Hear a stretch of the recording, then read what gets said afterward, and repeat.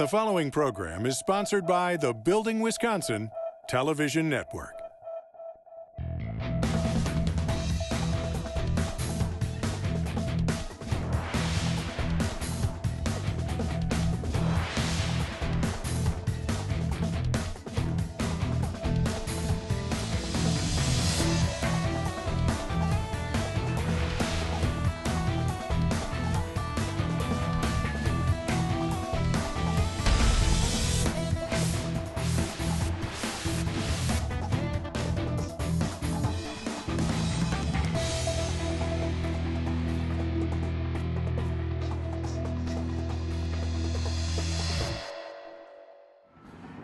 Welcome to Building Wisconsin. I'm Stuart Keith, and on today's show, well, we're learning more about the Wisconsin operating engineers. So let's get started with their president, Terry McGowan.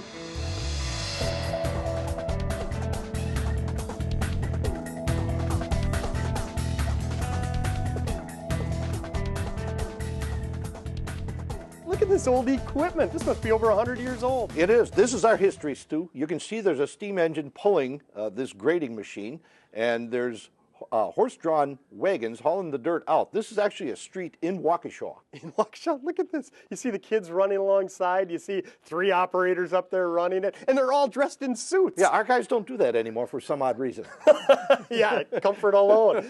Boy, and over here, here's another old piece of equipment, maybe a little newer than what we saw there. Yeah. Is that a ditch digger? That's a ditch digger, and you can see it automatically slopes back the banks of the ditch to make it safer so that it doesn't cave in. It's quite remarkable for that era. And again, the evolution of the industry, it takes the hardworking men who are using it thinking there's got to be a better way. And again, they're dressed in suits. Straw hats. I like that. And here I recognize Usinger's Sausage Company. Yep. It must be in Milwaukee. It's downtown Milwaukee. This is the State Street Bridge. This is the Edward Gilling Company, which was Milwaukee grown. They were around for many, many years. They specialized in foundation work, piling, marine work. They worked the Great Lakes for many, many years. Look at that. 1923, it says here. It's amazing what they could build and how long the infrastructure lasts using equipment like that years ago. Yeah, and you know what? If you go in and demolish a bridge today, you can still find these old pilings if you excavate and do a little demolition work. They lasted forever. Wow, that's amazing. And even though it says 1923 in the picture, the operating engineers have been around much longer than that. We've been around actually since the late 1800s. And in 1902, a group of 11 men gathered in a building in Milwaukee and made a pact with each other not to work their craft for any less than a certain amount of money. Well, that makes sense to me. I mean, you want to get paid for your hard work, trying to raise a family. But were they also concerned about training as well and passing on their knowledge? Absolutely. They took young apprentices. At the time, they called them oilers, who assisted the steam engineers, and they would train them in their craft eventually, and the workforce began to grow. And eventually what you got was a readily available group of people that were skilled in their craft, and they were available as a pool of workers for these contractors that may need the extra help. Sure, so training, again, was the driving force back then, just as I would consider it to be the driving force today with that magnificent training facility you have up at Coloma. Absolutely. And it was the early days of our referral system, actually, is what it was, Stu. If a contractor needed help, he knew that he could go down to the union hall, and what these operators and their apprentices would do was sit around and drink some coffee and play some cards, and the contractor come in and say, you, and you, let's go, I've got a job to do.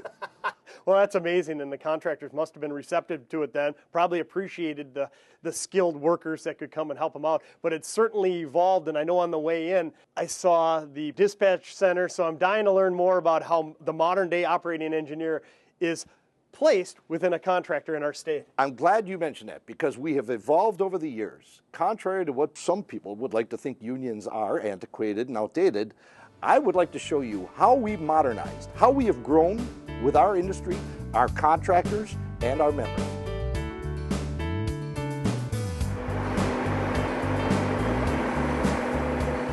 Well, Terry, over 100 years ago, you said that it started with 11 operating engineers. How many are you at now? Well, we're over 9,000 members, Stu, throughout the entire state of Wisconsin. Holy cow. And so you're responsible for placing over 9,000 operating engineers with different contractors throughout the state. Is this a list of some of them that are available right now? These are the ones that are laid off right now, Stu. Obviously, we're in the hard part of the winter.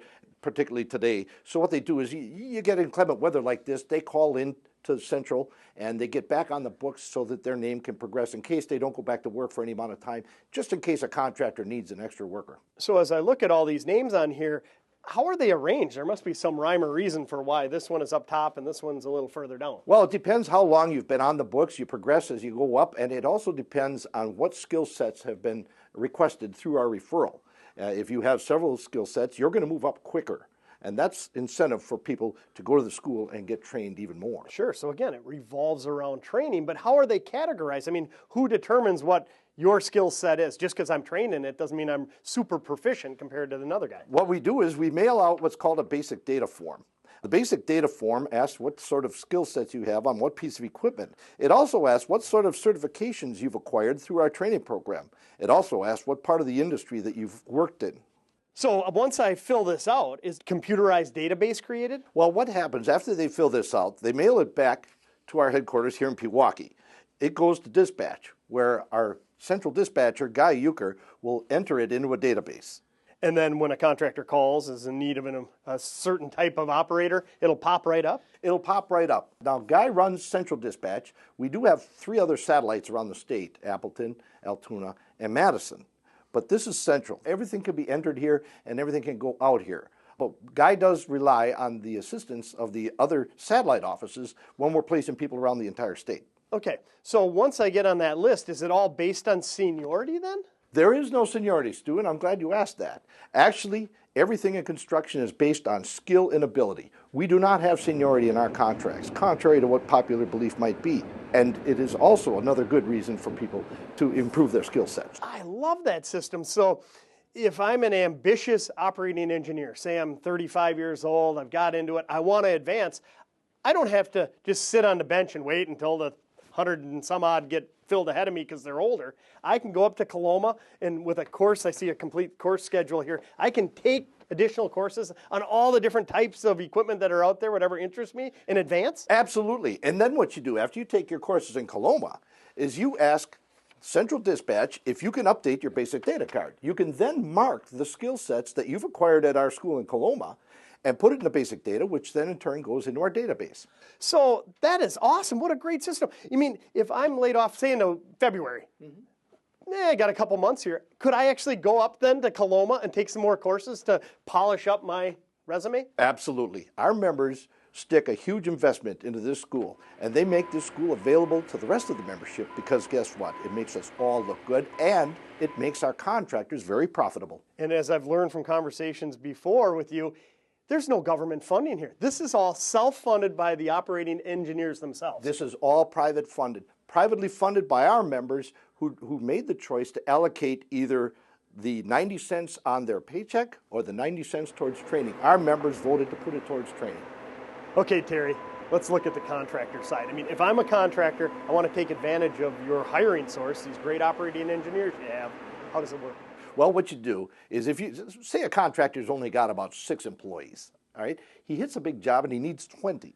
So what he's going to do is he's going to look for 14 drug-tested, readily trained, and certified operators. He places a call to Guy over here in Central Dispatch. Guy, in turn, matches the skill sets that this contractor is looking for with the basic data forms that have been entered into the database. And the names will come up with the skill sets that are going to help this contractor perform the work that he needs done. Okay, give me an example. I mean, a contractor wants what? A contractor calls up, say he wants a GPS-guided bulldozer. The guy also has to run an excavator, and the guy also has to run a lattice boom crane. Okay, so Guy enters those into the computer, and every member that has those skill sets appear on the screen, and Guy can then dispatch them accordingly. Wow, and so let's say that I'm a contractor, and say I had a huge project last summer. It was a good year, but I had to, I finished the project. I didn't have any need for, say, Terry McGowan running that bulldozer. But 6 months go by, all of a sudden I get awarded another big project. I want that McGowan back. Is it possible for me to call up, or am I at the mercy of the system? No, you don't have to wait until the name comes up. They can request by name. So if he wants McGowan out there, he'll call Guy up and say, hey, is McGowan on the books? Does he happen to be on the books? And if the guy says, let me look, he looks, yes, he is. I would like to request him. I want him on such and such job first thing in the morning. And Guy sends him out. Wow. I mean, I just love this system because One of the hardest things, as I know you've alluded to in the past, is a contractor laying somebody off. They're really not firing anybody. They just don't have the need for their services at this time, but they might hire them back if they've done a good job. That's right. You talk to any contractor out there with a half a conscience, they'll tell you the hardest part is laying your workers off, especially if they were good help for you. But that remorse is gone now because they know that the minute they lay off the workers, they're going to call into dispatch. Guy's going to put them on the books, and they're going to be available for hire that evening. In the busy part of the season, we can put them to work the very next day. Seems to me it allows the contractor the opportunity to focus on getting more work. They can rest assured that the operators that are coming on when they need them are highly trained, highly skilled. They're going to get the job done right, safely, on time, and on budget. That's right. And the successful contractors in our industry have come to learn that if you're going to grow and you're going to expand in the industry, the best way to do it is to utilize and work with the dispatch system the way it's supposed to work, and we have some very successful employers.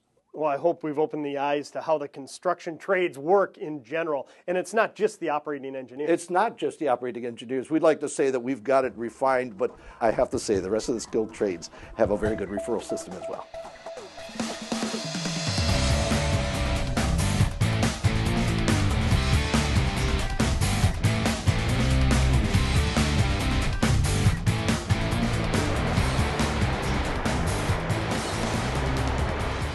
Wow, Cliff, this is an impressive piece of equipment. What are we looking at? What you're looking at, Stu, is what's commonly in our business known as a scraper.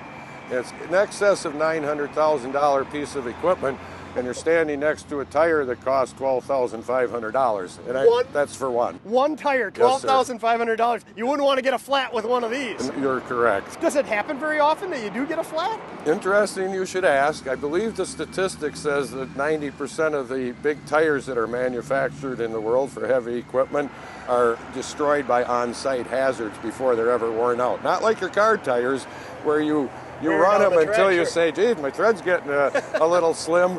Before that happens, there's a likelihood, based on the nature of the work, that the tire will be destroyed. Sure. Well, I'm excited to have you on the show because you're part of the family, one of the owners of Mashuda Construction, a huge road building company here in Wisconsin, and you depend heavily on the Wisconsin operating engineers, don't you? That's absolutely correct. And we're out here today at their fabulous training facility. I just love it. Every time I come up here, I'm blown away by all the activity and the hands-on training going on. I've been in this business and out in the field for 40 years, and I get excited being here.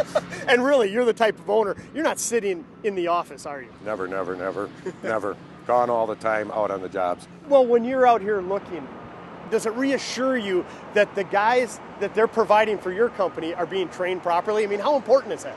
I'm going to tell you, watching what they're doing here, and they're simulating a real highway project.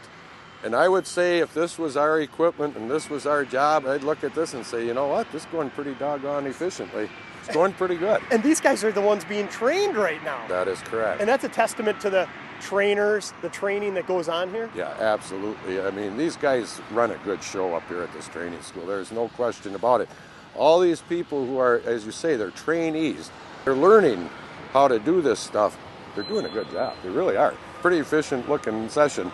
Incidentally, of course, this whole training school is funded by contributions from the employees as part of their pay package. It's part of their pay package. It's not the employers that are paying it.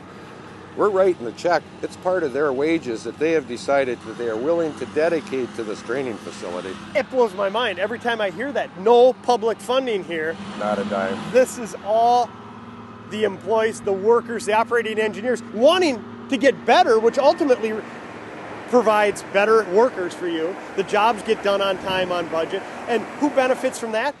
The taxpayers of Wisconsin, even though it's not their tax dollars going to the training here, it's going to the projects. But boy, as a taxpayer here in the state of Wisconsin, I feel fortunate to have the trained employees. The taxpayers in the state are getting an absolute quality product on these highway projects.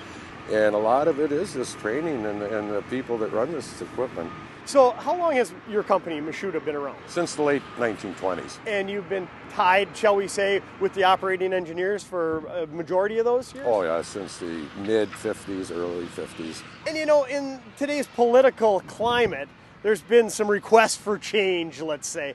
But to me, knowing what I know about it, it seems to me it's a well-oiled machine. Is it really that good from a contractor perspective? Oh, absolutely. You know, contrary to popular opinion, if in fact that is the popular opinion, not everybody can run this equipment. No way, no how can you just take a person off the street, put them in one of these pieces of equipment, and accomplish anything. Especially from your perspective, running it professionally and safely out on the job site? Professionally, safely, efficiently, and getting anything done. I've always thought you can put anybody in the seat and they can pull the levers and maybe make it go back and forth, but to get anything accomplished and get anything done every hour of the day or any hour of the day, it's quite a talent.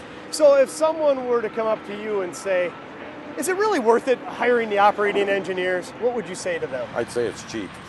It's cheap. From a business owner standpoint, being affiliated with the operating engineers, the services they provide, the workforce they provide, the workforce they train, it's cheap. And when you talk about cheap, it's cheap for the residents, the taxpayers of Wisconsin? Absolutely.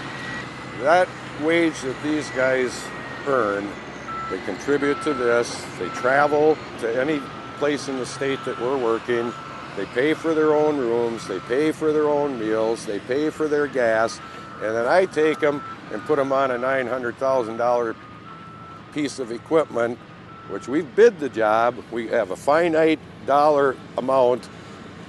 We need qualified operators to be able to bid at the level we do and produce a profit. Well, it's interesting. You call it cheap.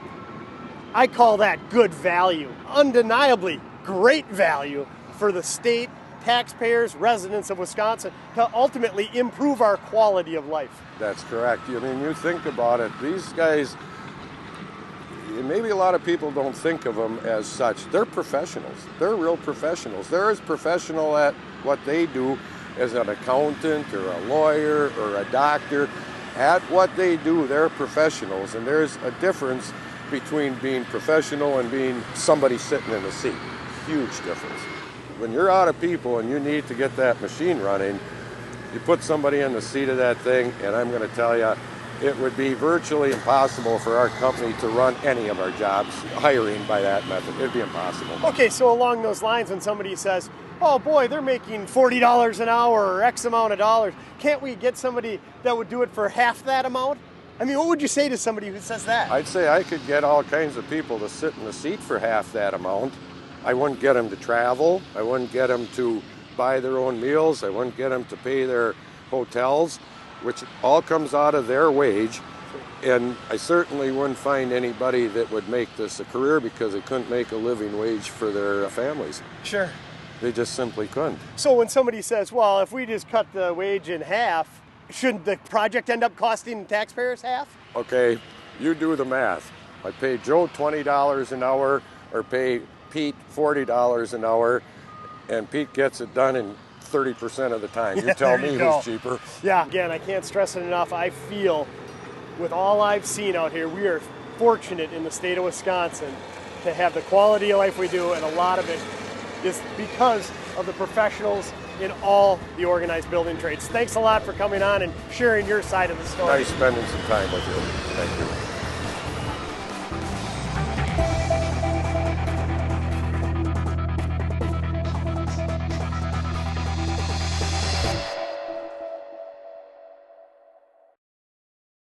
With more than 1,700 signatory contractors, Operating Engineers Local 139 is growing, thriving, and providing a skilled workforce for Wisconsin's future. If you're considering a career operating heavy equipment, Local 139 offers in-seat training and the opportunity to earn as you learn when you start your apprenticeship. Our training site in Coloma, Wisconsin consists of nearly 400 acres of rolling kettle moraine hills, where our members have access to current and late model equipment with guidance from our experienced instructors. Skill improvement classes are conducted in the field and in the classroom to help our operators diversify themselves and to hone the skills they have already acquired. And with 6,000 hours of on-the-job training for the entry-level operator, you can be among the highest-paid skilled members of the construction industry. So if you want to be part of a well-trained, safe, and proficient workforce, become a member of Operating Engineers Local 139 and help build Wisconsin.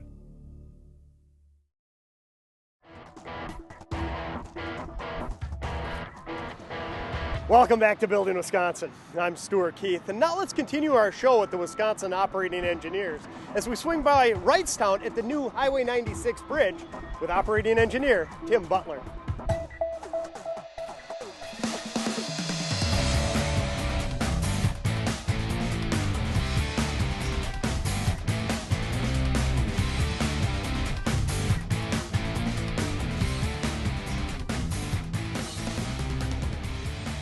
Well, Tim, beautiful spring weather, and after this winter, we really needed it. I bet the operators out there are enjoying it. Oh, yeah. They love this weather. I mean, they've been through a long, hard winter. The winter was rough this year, cold, windy, especially working out here on the river. They're used to this type of work, and they're always there. I mean, they're not going to let Mother Nature put them away, and they're going to deal with the elements. Of course, safety is the #1 priority, and everybody's got to be on board with that first and expect the unexpected when weather changes. Sure. Well, we don't let Mother Nature stop our road building. That's for right. Sure. And today we're at the Highway 96 bridge in Wrightstown, and we're right on the Fox River.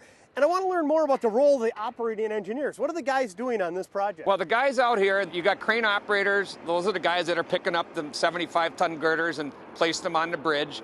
And then you got your tugboat operators out there. Those are the guys that are kind of stabilizing those barges, so when they make them heavy picks, that they're safe and they're not going to be some unsettling. I mean, the barges, as you can see in the background, are anchored in the back, and you got the tugboat pushing on the front to help force that barge to keep it stable.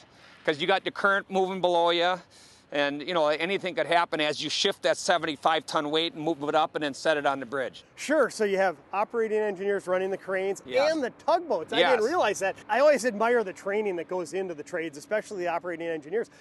So they actually get trained to be a tugboat operator? Oh yes, like I said, you're dealing with a very sophisticated piece of equipment on that barge there, and anything could go wrong at any minute. You got to know your weights, you got to deal with the currents, and these tug operators have to really know what they're doing, because any sudden shift in any of that weight could cause a crane to topple over. So these guys got to be in 100% communication and knowing every move, not to mention you got a guy up on top that's signaling, and the other crane operator you have to pick together. I mean, it's not just hop in the machine and just say, hey guys, let's have at it. There's a lot going on there. That's a great case in point of how important the training is in a field unbelievable. like the operating engineers. Yes, I mean, the training these guys go through, you can't speak highly enough. Our school up in Coloma is state-of-the-art, top-notch.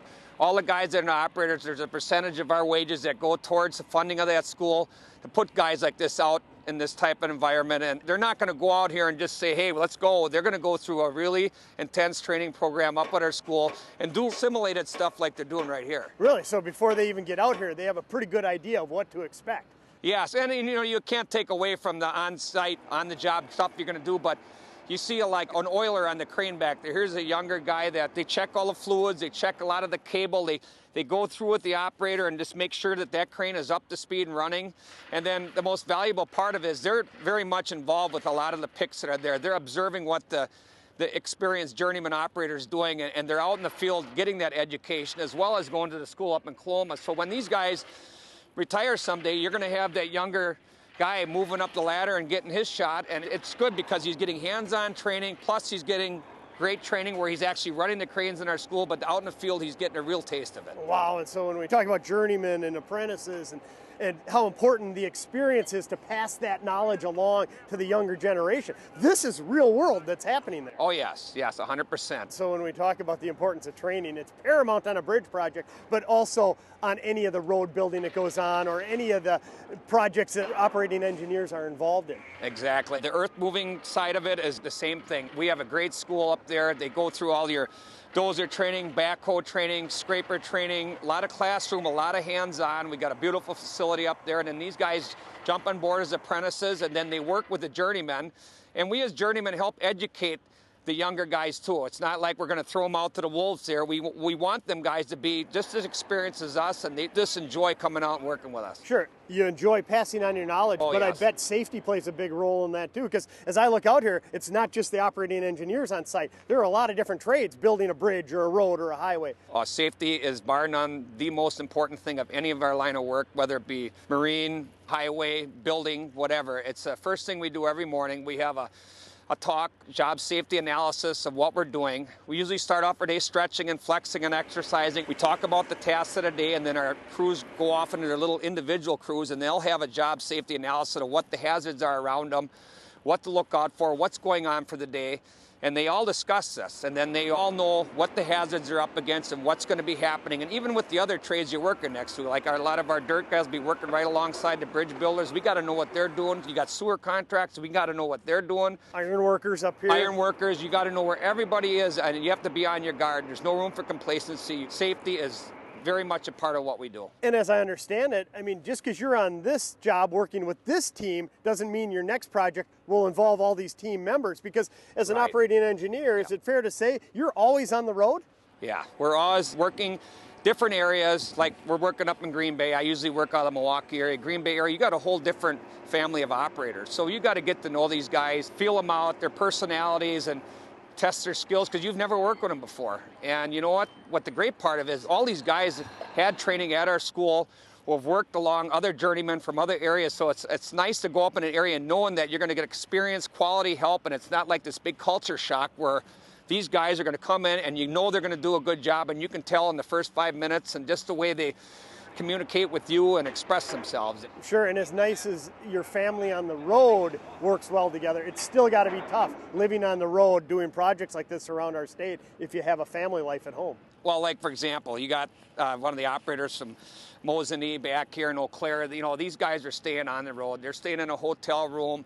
They probably are heavily involved with activities back home, and it's hard doing that on the road. So they miss their families, they miss their kids and their wife, and they're constantly talking to them after hours and whatnot. But, you know, they're eating out of their hotel room. They're paying for their own hotel rooms and the food, and it is tough on them. But, you know, they love coming to work every day. They love working in this environment, and, you know, you got to go to where the work is. It's not going to be in your backyard every time, and that kind of comes expectedly in the trades that we do. Well, and that's what I love doing programs like this. I hope it gives a behind-the-scenes look for the viewer to see, sure, it's hard work, a lot of training, life on the road, you're missing your family, but it is a career choice, and you deserve to get paid appropriately and a good, honest wage so that you can raise your family where you want to raise your family. Absolutely. I mean, these guys out here, they bust their tails every day. They come to work ready to go.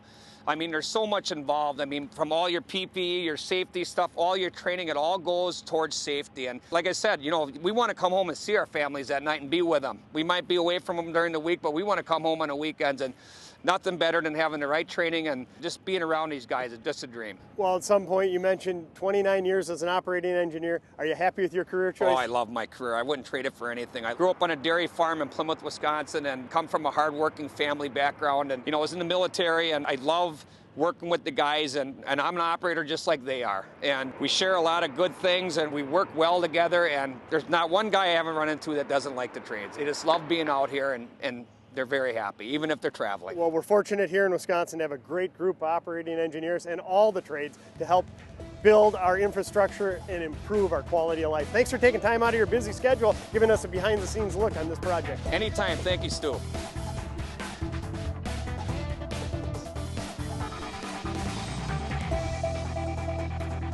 The preceding program was sponsored by the Building Wisconsin Television Network.